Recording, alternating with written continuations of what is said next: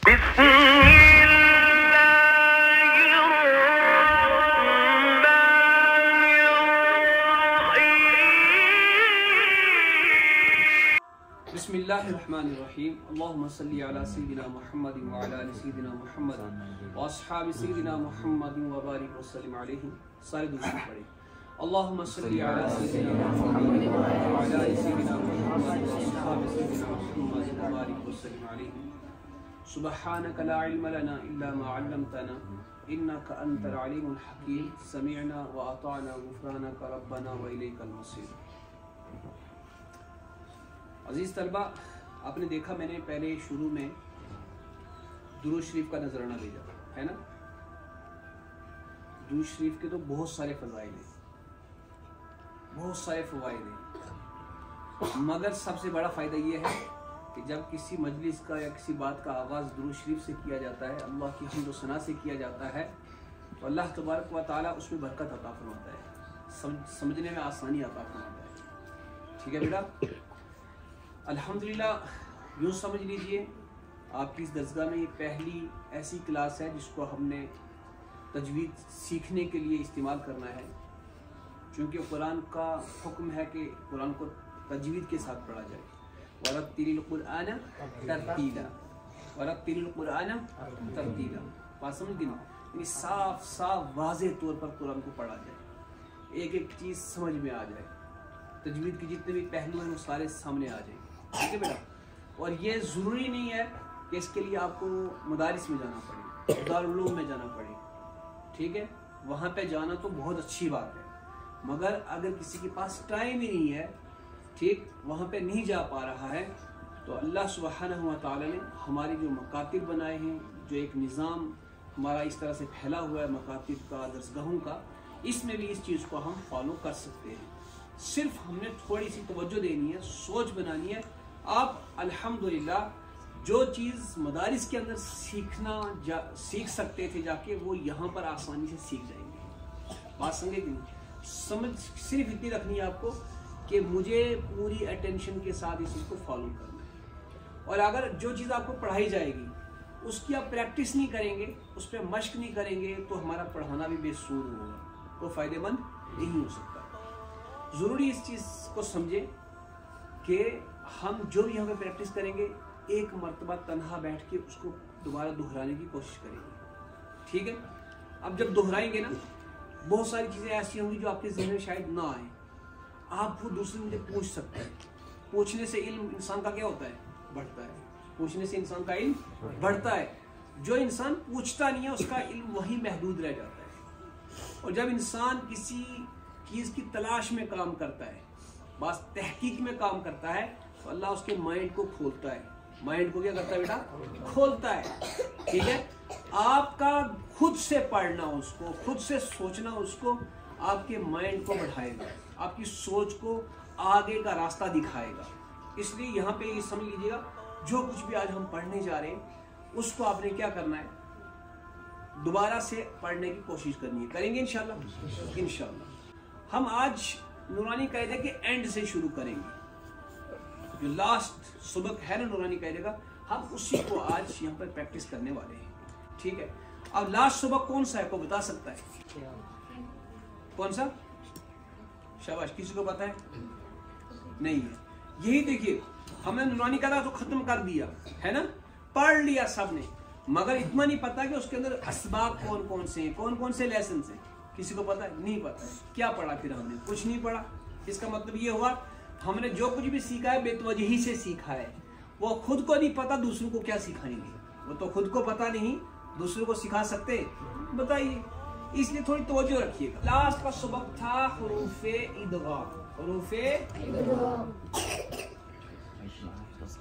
ये हमारा लास्ट सबक था। हुरूफे इदगाम किन को कहा जाता है? हुरूफे इदगाम या, रा, मीम, लाम, वाव, नून को कहा जाता है। ये हुरूफे इदगाम कहलाते हैं। क्या कहलाते हैं?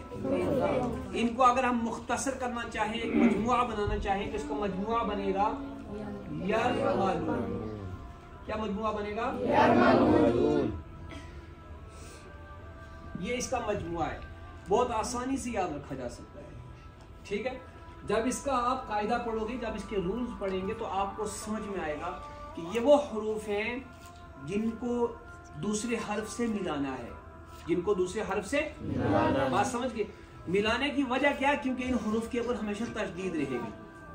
रा पर भी, या पर भी हमेशा तशदीद रहेगी, रा पर भी तशदीद रहेगी, मीम पर भी तशदीद, लाम पर भी तशदीद, वाव पर भी और नून पर भी। ये हमेशा हमेशा एक ही शक्ल में रहने वाले हैं, मुशद्दद। बात समझ गए? यानी इन पर शद का होना बहुत जरूरी होगा, वरना अगर इनके ऊपर तशदीद नहीं होगी तो इनको हुर्फे यरमलून हम नहीं कह सकेंगे, हुर्फे इदगाम हम नहीं कह सकेंगे। दूसरी शर्त, एक शर्त मैंने क्या बताई आपको, ये मुशद्दद होंगे। क्या होंगे बेटा? बेटा सारे बोलिए क्या होंगे? ये पहली शर्त है इनकी, तशदीद लाजमन होगी। दूसरी शर्त क्या होगी इनकी? इनसे पहले, इन हुरूफ से पहले, यानी ये या है, इससे पहले वाला जो हर्फ होगा वो या तो तनवीन वाला होगा, ठीक है, या फिर नून साकिन होगा। बात समझ गए कि नहीं? यानी अगर इससे पहले वाला हर्फ होगा वो उसके ऊपर तनवीन होगी, 2 ज़बर की, 2 ज़ेर की या 2 पेश की। हर्फ पर 2 ज़बर की, 2 ज़ेर की या 2 पेश की तनवीन होगी, या फिर उससे पहले नून साकिन होगा। क्या होगा बेटा? नून साकिन होगा। ये बात जहन में रखिएगा अच्छी तरह से। ये 2 शर्तें इनके साथ लाजमन है, ये 2 शर्तें इनके साथ लाजमन है। पहला ये कि ये हुरूफ मुशद्दद होंगे, दूसरा ये कि उनसे पहले तनवीन और नून साकिन का होना लाजमी है। 2 चीजें समझ में आ गई बेटा? समझ में आ गई? अब देखिएगा, इनमें 2 हर्फ ऐसे हैं जिनको हम इदगाम ताम कहेंगे। क्या कहेंगे?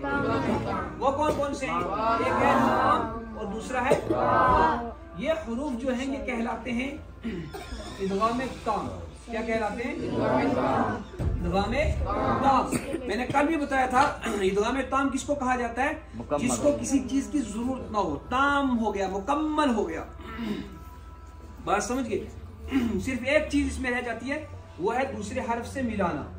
दूसरे हर्फ से मिलाना यानी मिलाकर पढ़ेंगे, मगर इसमें गुन्ना इख्फा कुछ नहीं होगा। गुन्ना इख्फा कुछ नहीं होगा, सिर्फ मिलाना होगा, सिर्फ मिलाना होगा और पढ़ना होगा। इसमें आप गुन्ना और इख्फा तलाश करने की कोशिश नहीं करेंगे। दूसरी चीज इनमें कुछ हुरूफ ऐसे हैं जिनको इदगाम नाकिस कहा गया। उसमें पहले नंबर पर है या, दूसरे नंबर पर वाव, तीसरे नंबर पर मीम, चौथे नंबर पर नून। यानी 4 हर्फ ऐसे हैं जिनको इदगाम नाकिस कहा गया। क्या कहा गया बेटा? सारे बोलिए क्या कहा गया? इदगाम नाकिस। यानी इनके अंदर कुछ ना कुछ कमी रह गई है। मिलाना इनको भी है, मिलाना इनको भी है। एक तो आप इसको मिलाएंगे, मिलाना प्लस गुन्ना, ये 2 चीज करेंगे तो इन हुरूफ की अदायगी होगी। बात समझ गए?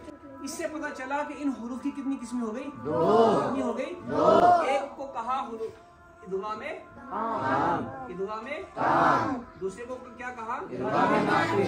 इदगाम नाकिस। बात समझ में आ गई? अच्छे तरीके समझ में आ गई? पहली चीज क्या बताई? ये हुरूफ क्या रहेंगे? मुशद्दद। क्या रहेंगे? मुशद्दद। सारी बोली क्या रहेंगे? इन हुरूफ पर तशदीद लाजमी होगी। तशदीद लाजमी। दूसरी चीज क्या बताई मैंने? इनसे पहले या तनवीन होगी या फिर सारी बोली, इनसे पहले या तनवीन होगी, तनवीन होगी। Very good. तीसरी चीज क्या बताई मैंने? इन हुरूफ में 2 हर्फ ऐसे हैं जिनको हम क्या कहते हैं? क्या कहते हैं? कौन कौन से हैं? लाम और इसी तरह 4 हुरूफ ऐसे हैं जिनको हम क्या कहते हैं? क्या कहते हैं? वो कौन कौन से हैं? इसका मजमुआ अगर बनाएंगे तो क्या बनेगा? क्या बनेगा बेटा? 2 मीम। क्लियर हो गया? तो इन हुरूफ की कितनी किस्में बन गई? 2। कितनी बन गई? 2 किस्में बन गई ना? समझ में आ गई अच्छी तरीके से? बढ़िया से आ गई। आज हम जिस चीज को पढ़ने वाले हैं वो है लाम और रा, यानी वो हुरूफ, उनके बारे में थोड़ी सी मश्क करेंगे जिनको हमने गुन्ने के बगैर पढ़ना है। गुन्ने के बगैर पढ़ना है। गुनने के बगैर पढ़ना। अगर टाइम रहा तो हम इस पर ही बात कर लेंगे, अगर टाइम नहीं रहा तो इसी पर इत्तिफाक कर लेंगे, कोई बात नहीं, ठीक है। तो आप तवज्जो रखिए इसी तरह से प्लीज।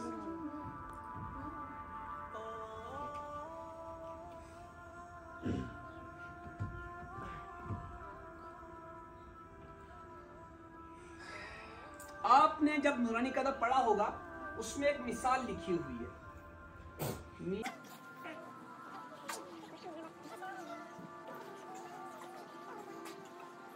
अभी मैं आपसे एक सवाल पूछने वाला हूं और वही बच्चे मुझे जवाब दे पाएंगे जिनकी यानी पूरी अटेंशन यहीं पर होगी। अभी बताएंगे वो सवाल, उसका देखते हैं कौन ऐसा खुशनसीब बच्चा है जो जवाब दे पाएगा। मुहम्मदुर रसूलुल्लाह। देखिए बेटा, ये हमारी पहली मिसाल है। कौन सी? मुहम्मदुर रसूलुल्लाह। अब ये बताइए, ये मैं किसकी बात कर रहा हूँ इसमें? इदगाम ताम। इदगाम ताम में से कौन सा हर्फ है? रा है। वेरी गुड, रा। तशदीद नजर आ रही है इसके ऊपर? आ रही है, वेरी गुड। उससे पहले क्या है? पहले तनवीन है। आ गया ना? मैंने क्या कहा था? उससे पहले तनवीन होगी, मुशद्दद होगा, और उससे पहले क्या होगा? तनवीन होगा। बात समझ गए? तो अब यहाँ पर अगर कोई पढ़ेगा मुहम्मदुर रसूलुल्लाह, गलत हो जाएगा। पढ़ना कैसे? मुहम्मदुर रसूलुल्लाह। दाल रा दो पेश मिलाया ना हमने, दाल रा दो पेश दुर मुहम्मदुर रसूलुल्लाह। यहाँ पर एक और सवाल आपके लिए, यहाँ पर ये लाम है ना, है ना लाम? अरे बेटा लाम है, दिख रहा है सबको? सबको दिख रहा है। अब ये लाम हुर्फ़े यरमलून का है कि नहीं? वजह बताओ। वेरी गुड, मुशद्दद तो है, ये मुशद्दद है, मगर इससे पहले तनवीन या नून साकिन नहीं है, इसलिए सिर्फ लाम मुशद्दद। क्या है ये? सिर्फ लाम मुशद्दद है। तो आपको समझ में आ गई एक मिसाल? मिसाल समझ में आ गई। दूसरी मिसाल अब मैं नून साकिन की है। किसकी मिसाल दी मैंने? तनवीन। और दूसरी मिसाल किसकी दूंगा? नून साकिन की। देखिए बेटा, दूसरी मिसाल इसी की। क्या लिखा मैंने? मिन रब्बिका के मिर रब्बिका। अब क्या करना है बेटा? इस मीम को रा के साथ मुदगम करना है, मिलाना है। बात समझ गई कि नहीं? इस मीम को किस तरह मिलाना है? नून साकिन लिखने में रहेगा, पढ़ने में क्या हो जाएगा? पढ़ने में क्या हो जाएगा? साइलेंट हो जाएगा। बात समझ गए कि नहीं?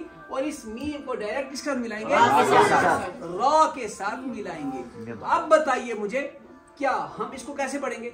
मीम राज़े रा का नून का मसला हल हो गया। ये रा कौन सा है? इदगाम गुन्ना नहीं, मिर रब्बिका नहीं, मिर रब्बिका। समझ में आ गई बात? ये किसकी मिसाल दी मैंने? नून साकिन की और साकिन इदगाम। आप देखो दूसरी चीज मैंने आपको क्या कहा था? ये मुशद्दद है, उससे पहले नून साकिन है ना, उससे पहले नून साकिन। नून साकिन उससे पहले मौजूद है और रा जो हर्फ है उसके ऊपर तशदीद मौजूद है। इससे पता चला ये रा क्या है? इदगाम ताम है, हुरूफे इदगाम में से है, हुरूफे इदगाम में से। Very good. अब चलिए इसको ऐसे ही रखते हैं, हम दूसरी मिसाल की तरफ चलते हैं। इसमें हुरूफे ताम में कौन सा बाकी रह गया? लाम रह गया। अब देखिए बेटा,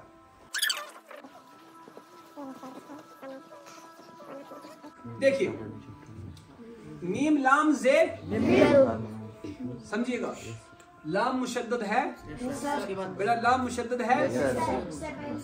उससे पहले क्या है? नून साकिन है ना। मीम लाम जे नून साकिन क्या हो गया? क्या हो गया बेटा? लिखने में रहेगा, पढ़ने में साइलेंट। लिखने में रहेगा, पढ़ने में साइलेंट हो जाएगा। मीम लाम जे, मीम लाम जबर। तशदीद वाले हर्फ को कितनी बार पढ़ते हैं? कितनी बार पढ़ते हैं? तो एक मिसाल ऐसी दे दो मुझे जो तनवीन की हो, नून साकिन की ना हो। शाबाश। नहीं, गलत मिसाल है, गलत मिसाल। कोई दे दो जल्दी से। ऐसी मिसाल हो जो इस पर फिट बैठती हो, लाम का इस्तेमाल उसमें मौजूद हो। वो तो हो गया ना मिल्लतुनहु, उसके अलावा बताइए। मिल, उसमें तनवीन, इसमें नून साकिन आ रहा है, तनवीन आनी चाहिए, दो जबर दो से दो पेश। अरे फिर वही बात रहे हो, तायरा नवाबिल वो अलग बहस है। हाँ बोली शबा जल्दी से। रिज फिर भी सही नहीं बैठ रही है, मगर इसका हम बना सकते, रिज़्क़ल्लकुम बना सकते हैं। रिज़्क़ल्लकुम। देखिए आप समझिएगा इधर, आपके ऊपर क्या है? दो जबर की, अरे जोर से, दो जबर की, दो जबर दो से दो पेश को क्या कहते हैं? क्या कहते हैं? अरे दो जबर दो से दो पेश को। काफ के ऊपर क्या है? दो जबर की तनवीन। उसके बाद कौन सा हर्फ है? उसके बाद कौन सा हर्फ है? कौन सा हर्फ है? लाम। लाम के ऊपर क्या है? तशदीद। बात समझ गए? मैंने क्या कहा था? हुरूफ़े यरमलून क्या होंगे? मुशद्दद होंगे। क्या होंगे? लाम के ऊपर तशदीद मौजूद है ना। उससे पहले क्या है? तनवीन है ना। तनवीन दूसरी शर्त क्या बताई थी? तनवीन हो या फिर नून साकिन, दोनों मौजूद है ना। आज हमने किसके बारे में पढ़ा? हुरूफ़े इदगाम किनको कहा जाता है? या रा मीम लाम वाव नून। इनमें से दो हर्फ हैं, उनको क्या कहते हैं? दो हर्फ कौन से हैं? इसमें चार हर्फ ऐसे हैं, उनको क्या कहा जाता है? इदगाम में। बात समझ गए? वो कौन कौन से हैं? बात समझ गए? हुरूफ़े यरमलून का क्या होना जरूरी है? मुशद्दद होना। हुरूफ़े यरमलून का क्या होना जरूरी है? मुशद्दद। उनसे पहले क्या होना जरूरी है? तनवीन या हुरूफ़े इदगाम में। हुरूफ़े ताम में क्या करना है? इदगाम ताम में क्या करना है? गुन्ना इख्फा नहीं करना है। बात समझ गए? हाँ जी, मिलाकर पढ़ना है, गुन्ना इख्फा नहीं करना है। बात समझ गए? इंशाअल्लाह ताला इसी दिन नेक्स्ट सबक में हम इदगाम नाकिस पर आपसे बातचीत करेंगे। तब तक के लिए अस्सलामु अलैकुम व रहमतुल्लाहि व बरकातुहू।